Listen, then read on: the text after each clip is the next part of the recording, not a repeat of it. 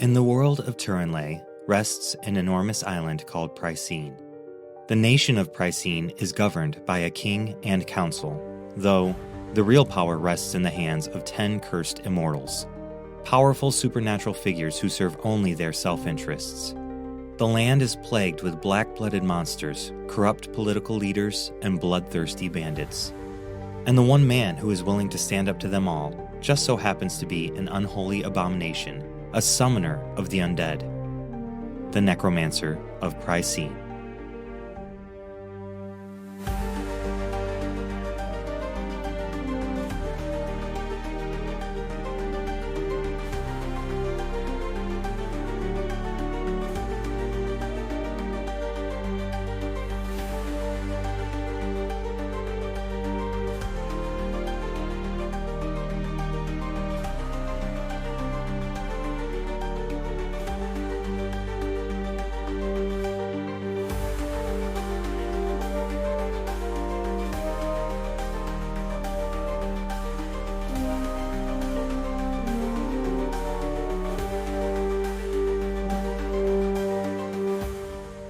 All right, so welcome everyone to the first table read for episode 1 of the Necromancer of Prycene. My name is Nico. I am the writer of the show, and we're going to do just a fun little table read for you. It's our first time as a group together, getting to know all of each other, and our first time going through the script as a group. So without further ado, before we dive in, let's go ahead and have the cast introduce themselves. Hi, my name is Josh. I am doing the voice of Charlton Shanks, aka Charts. I'm Richard Collins. I'm doing the voice of Mike the Tavern Keeper. Hey everybody, I'm Dan Stab. I'm doing the voice of Cademus Centler. Hi everyone, I'm Liz Phillips. I am the voice of Aurora Kaja. Hello, I am Blythe Renee, and I am playing Anya Esh. Hi, I'm Taylor Shea, and I am the voice of Finch. Awesome. Fuzz, or Josh, sorry. So Josh and I are childhood friends. I should start by saying that. So we know each other forever. So Josh, you're good. Go ahead and kick us off. All right. I assume I'm also saying the chapter 1 stories part. Yeah. Pretty much everything is in blue as you're narrating. Okay. I have a dark mode mod, so it's all in gray for me, but it's fine. I can still read it. Okay. Chapter 1, Stories. All the best stories begin in a pub. At least that's what my father used to say. My mother would add that only his best stories started in a pub. She said it with love, never malice. The thought of their banter was a comforting reminder of home, a home that felt more distant with each step that I took. But as fate would have it, my father would be delighted to know that my story, too, begins in a pub. The Rusted Saw, they called it. For a pub in a town like Willow's Bend, it wasn't half bad. Lumber towns like these always come up with bizarre names for their bars and lame names for their cities. Willow's Bend had to stay on brand with the neighboring towns of Birch Grove, Pine Corner, Oaktown, and Maplewood. Lumber towns love their trees. Despite the town's simple name, the pub itself was a masterpiece of woodwork. Sturdy and elegant, with tables and chairs that felt like they could outlast the trees they came from. The woodwork was nothing too fancy, which allowed the wood to show off its natural charm. I guess all of that should be expected from a town full of lumberjacks. The people of Willow's Bend knew their craft, and I couldn't help but respect that. In addition to the wonderful craftsmanship, the Rusted Saw was spotless. Cleanliness wasn't something I expected from a small town pub, but there wasn't a trace of rust on anything except the saw itself. The relic was a massive, long-forgotten tool hanging on the wall behind the rail, serving as the bar's namesake. I had to admit, it was one of the nicest pubs I had ever visited. Not something I anticipated finding in a small lumber town tucked away at the edge of nowhere. I arrived the night before, bone tired after 5 days on the road. The room I purchased on the second floor matched the same quality as the pub below, simple, solid, and clean. I spent enough coin to keep the room for 5 nights, but doubted I would need them all. How long I stayed depended on the advents, but with good food, smooth ale, and a soft bed, I didn't mind them taking their time. Knowing my luck, they wouldn't. Advents. That's the nickname given to adventurers who wanted to become professional mercenaries in the Watchers Guild. I'd been tracking 4 of them for a little over a month. I heard rumors while I was in Maplewood, the last lumber town that I visited, that the Advents were heading to Willow's Bend to look for work, so I decided to follow suit and hopefully catch up with them. Traveling without a horse meant it took me 5 days to get from Willow's Bend to Maplewood. Luckily, I made better time than the Advents, who also traveled by foot. They did have 1 horse, but it carried most of their camping gear. While en route, I spotted them breaking camp, but didn't stop to chat. They didn't know me, and I wasn't sure I wanted them to. Not yet, anyway. Getting to town before them was easy enough. They traveled as a group, whereas I was alone. Well, sort of. Frank was with me, but Frank doesn't count. He's never slowed me down. Once I arrived, I dropped Frank off, bought the room, and scouted the town. Willow's Bend wasn't much different from the other lumberjack towns. The place boasted several shops, a mill, a trade depot, and one ridiculously fancy mansion where the local logging tycoon likely lived. The kind of person who inherited wealth, I imagined, like most landowners did. The town didn't have much in the way of defenses. There were no walls or towers, but most forest towns didn't need them. The woods provided enough protection. There was a constable, though I hadn't met him yet. No doubt the Advents would seek him out as soon as they arrived, so I wasn't in a hurry. For now, I planned to enjoy the comforts of the rusted saw. Mike, the pub's proprietor, was a man of few words and many muscles. Built like a brick wall, he had a no-nonsense air that kept the clientele in line. He didn't seem particularly fond of me, but that's nothing new. Where Mike's demeanor commanded respect from those around him, my presence tends to push people away, and honestly, that suits me just fine. I've never been one for company, besides Frank. The bulky bartender approached my table, swapping my empty mug for a fresh one, and then gave me a once-over.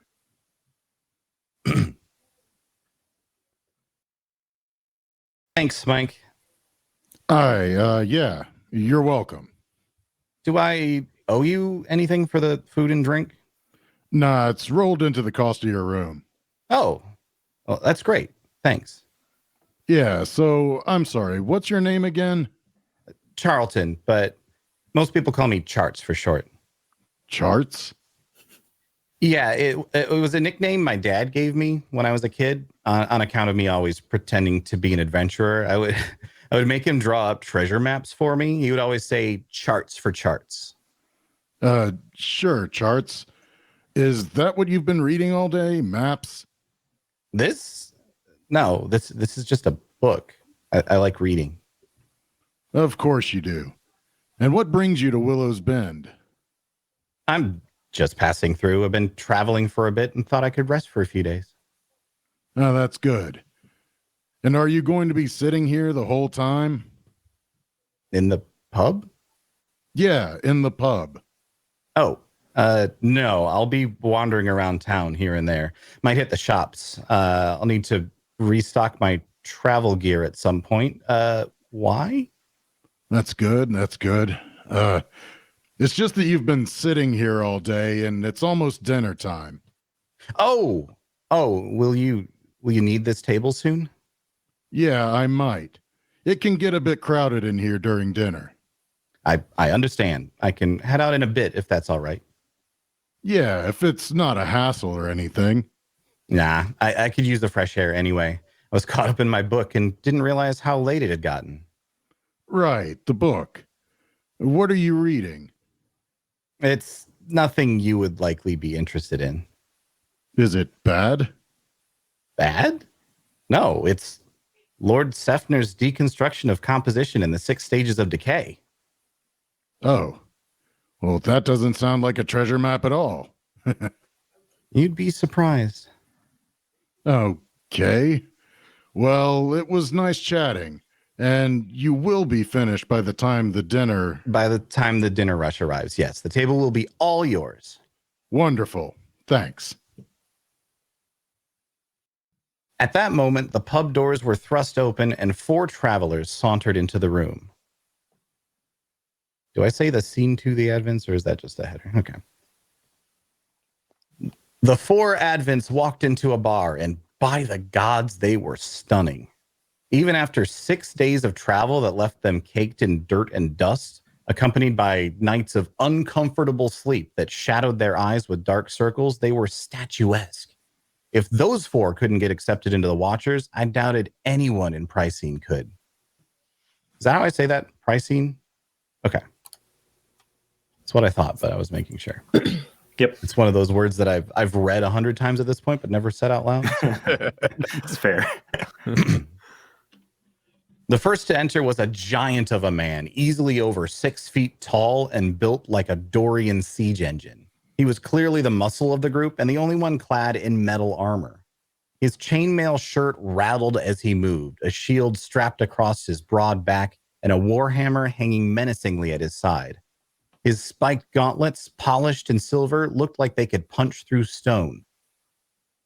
The woman who followed was likely the healer. She carried a backpack that bulged out around her small frame. She wore a belt stocked with tinctures, bandages, and herbs wrapped around her waist and looped over her left shoulder. Loosely strapped to her right thigh was a curved blade, no more than 2 feet in length and ready for action if needed. Next came the archer, and if I'm being honest, she was the most badass one of the group. With a short bow and quiver strapped to her back, 3 daggers sheathed on each leg, and a leather jacket with studded sleeves, she looked like she could take down an army single-handedly. Her eyes were sharp, darting around the room, absorbing every detail and measuring every person within moments. She stepped inside the pub, then leaned casually against the doorframe as the 4th member of the party entered. And there he was, Cademus, the leader of the group. His was the only name I'd caught while passing through Maplewood, and there was no mistaking the man. He was all charm and charisma, grinning a gorgeous smile that brightened the room. His shoulder-length hair was tied up so neatly that you'd have no idea he'd just completed a 6-day trek. He wore a leather jerkin, a longsword strapped to his back, a hunting knife sheathed at his left hip, and a long dagger on the right. The 4 of them were just so damned perfect for adventurers. I glanced back at the pub to find every eye was fixed upon the group that stood at the tavern's entrance. Even I must have been a little transfixed because I didn't realize that Mike has made his way back to the... Even I must have been a little transfixed because I didn't realize that Mike had made his way back to his favorite spot behind the rail. He was quick and quiet for a fellow that size. I looked back to the entrance and saw the leader of the Advent soaking up the attention from the room. He broadened his smile, something I would not have thought possible, winked at the patrons of the Rusted Saw, and made his way toward the bar. I heard rumors about the beauty of Willow's Bend, but no one warned me about heavenly this place would smell. Is that the intoxicating aroma of fresh bread in the oven? Yes, it is. And that's not the only intoxicating thing we serve here. Would you like a beverage while you wait? My friends and I would love a drink. We would also like a room for the night, if you have the space for a group of weary travelers. Plenty of space. That's great news, isn't it, gang? It's the best news. I can't wait for a warm bed. If you've got the coin for it, I mean. Of course, of course. Good. Actually, barkeep, I'm wondering if we could help each other out a bit. I'll help if I can. What do you have in mind? I heard that you might have a banditry problem around these parts. Now, normally I would not believe such an awful rumor about such a beautiful town, but the person I heard it from is very reliable. And she told me that this particular group of bandits is very nasty. Well, we usually don't like to discuss such dark topics here at the Rusted Saw. Oh, of course not. But you're not far from the truth.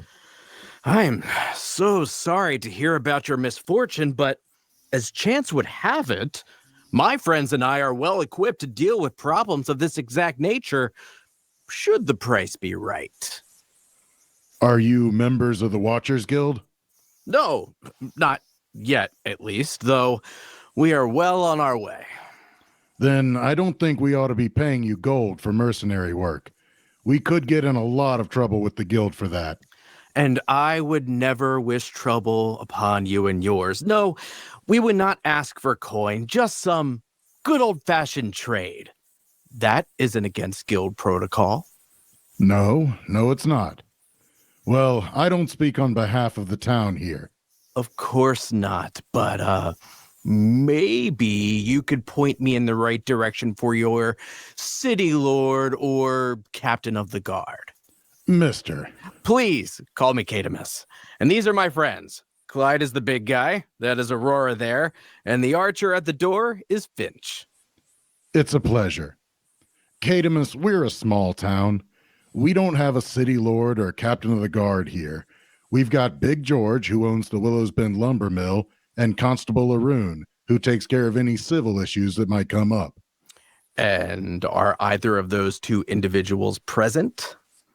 Not at the moment, but Arun should be here soon. He plays cards every night with that table of gentlemen over there. Wonderful. Say, while we're waiting, could you tell me when the bandits started making trouble for Willow's Bend? I'd say about 5 months ago now. That was when the first merchants were ambushed. How many attacks have there been?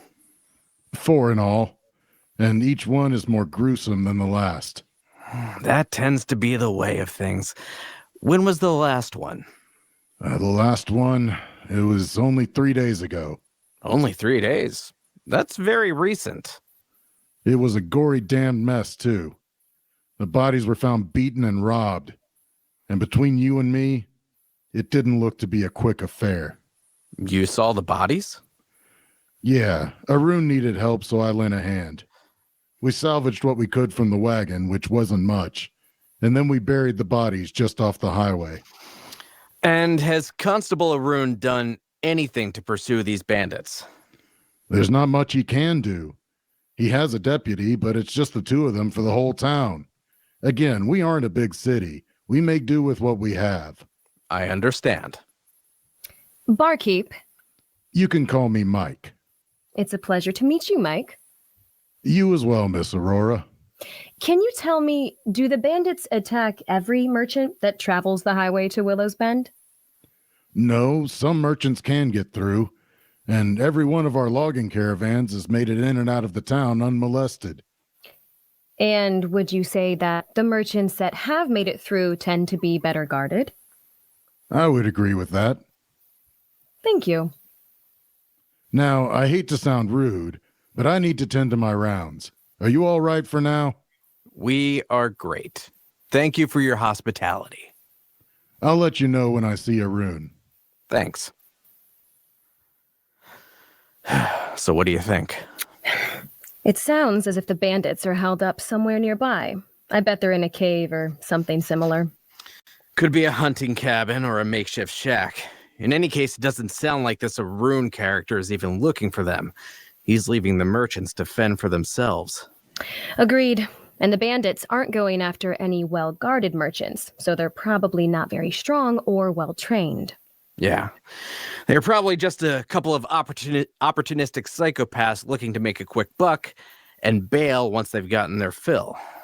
It's easy pickings around here.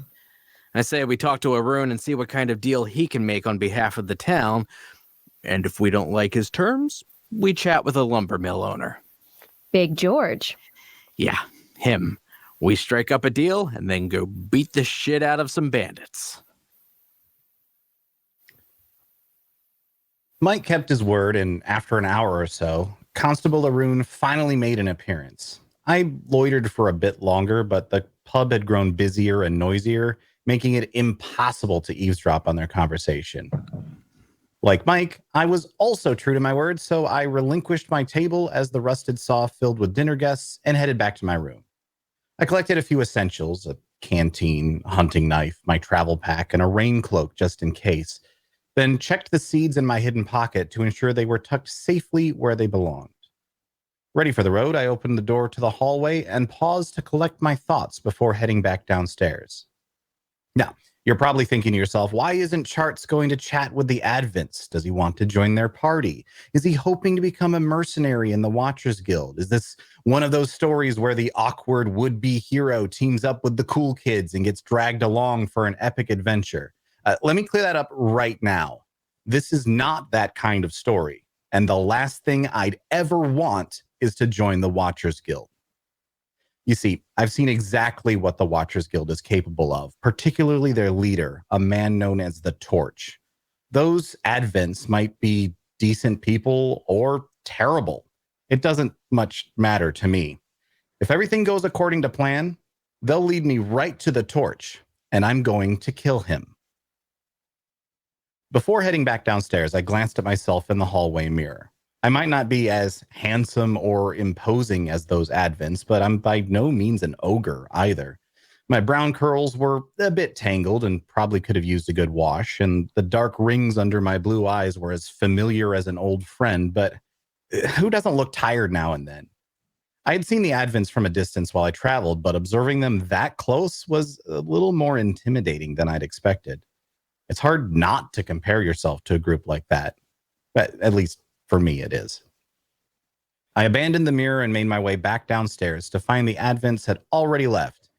Keeping a low profile, I slipped out of the inn and headed directly for the stables to get Frank. I circled the building to ensure I wasn't being watched, and once confident that I was alone, I slipped inside. That's when I heard her voice. What are you doing? Nothing? It doesn't look like you're doing nothing. Well, I am, so leave me alone. Are you trying to steal someone's horse? What? No. Well, you didn't have a horse when you arrived here, and it does look like you're trying to steal something. Well, I'm not. Are you trying to rob those wannabe mercs? Because that seems real risky. No, I'm not trying to rob anyone or steal any horses. Okay. It's only that you're slinking around like a tabby looking for a street rat. It's suspicious, to say the least. A tabby? Yeah, the type of cat. I don't know what that is. You don't know what a tabby cat is. No, we only have mountain cats where I'm from. Big ones. They get the goats sometimes. Oh, okay. Well, then you're slinking around like a mountain cat looking for a goat. Can I help you with something, or are you bothering me just for kicks? You really should stay at the inn. Sundown is coming and the forest can be dangerous at night. I'm fine, thank you. Seriously, there are thieves and bandits about, all sorts of unsavory types. Something bad could happen. I've done fine in the forest so far. I think I'll be okay. Now, if you'll excuse me. My name is Anya. That's nice. Why are you going in that stall? There isn't a horse in there. Did you hide something inside? Hey, Frank. How you holding up, buddy? I told you I'd be back for you. Who you talking to? You ready to go on a short trip? All right. Follow me. You were hiding a person in there? I don't think the innkeeper would like that. Probably not, but he's not going to find out, is he? Not from me. I ain't a snitch.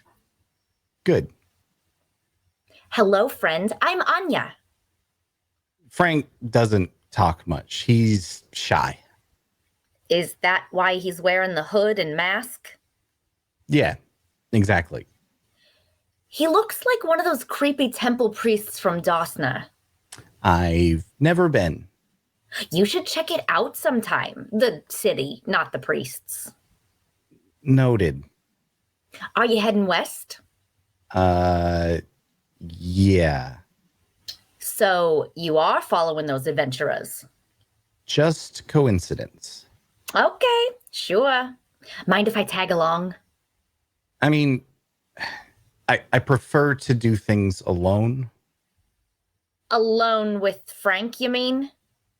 Yeah. Me and Frank. Frank, who you keep in a horse stall instead of your room at the inn. Yes, now go away. Come on, I'm just teasing. Let me travel with you. Nights in the forest can be real dangerous, and it's much safer to travel as a group of 3. 3 is a luck number. We're less likely to get robbed when we're a luck number. You're not going to leave me be, are you? Probably not. But I swear I'm a great traveling companion. People are always telling me that I make travel 10 times easier on account of being so pleasant to walk with. I don't have extra food. That's okay. I have my own. And I don't know how far I'm going tonight. That's okay. I'm just tagging along. Fine. You can come. Yay! You're not gonna regret it. I'm already regretting it. Say, I didn't catch your name. I'm Charlton, but most people call me Charts for short. Well, Charts for short. I think this is gonna be an awesome trip. And that's it. Yay! We did it. Nice job, everyone. With we did zero issues. None. Nothing happened. None technical problems. Yep. All right, everyone. Well, thanks for everyone that does see this on YouTube. A special shout out to Tisha, who is our show editor, and Adam Culbertson, who's our audio engineer.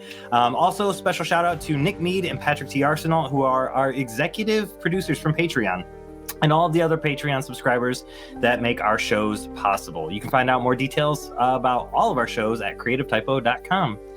All right, everyone. Bye. Thanks.